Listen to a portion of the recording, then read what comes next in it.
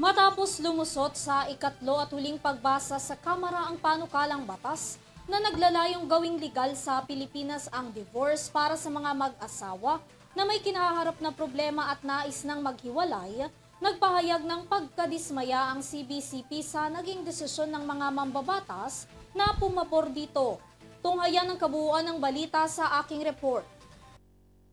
Sa inilabas na pahayag ng Catholic Bishops Conference of the Philippines o CBCP, sinabi ni Tagbilaran Diocese Bishop Alberto Uy na ang divorce ay nakakasira sa banal na kasunduan ng dalawang magkarelasyon na nag-isang dibdib.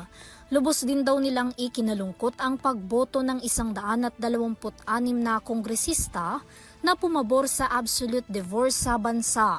Nanawagan naman ng pagkakaisang dasal ang obispo para gabayan ng mga senador sa tamang pagdedesisyon na huwag itong maipasa sa Senado.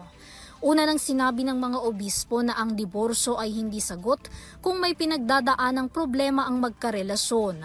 May umiiral na rin daw na legal remedies kaya't ang tuluyang pagkakapasa nito bilang isang batas ay hindi na raw kailangan para sa mga hindi na kaya pang tumagal na pagsasama bilang mag-asawa. Samantala, una nang iginiit ng mga mambabatas na ang Absolute Divorce Bill ay sagot sa mga mag-asawang tuluyan ng nasira ang relasyon na gusto nang kumawala sa pagkakatali nilang dalawa sa pamamagitan ng kasal. Sa ilalim ng naturang panukala, papayagan lamang ang divorce sa mga mag-asawa kung sangkot na sa kanilang relasyon ang drug addiction, physical abuse, marital infidelity, psychological incapacity at iba pa.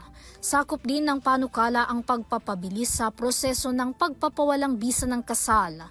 Ang dalawang mag-asawa din na 5 taon nang hiwalay ay pwede rin na kumuha ng diborsyo.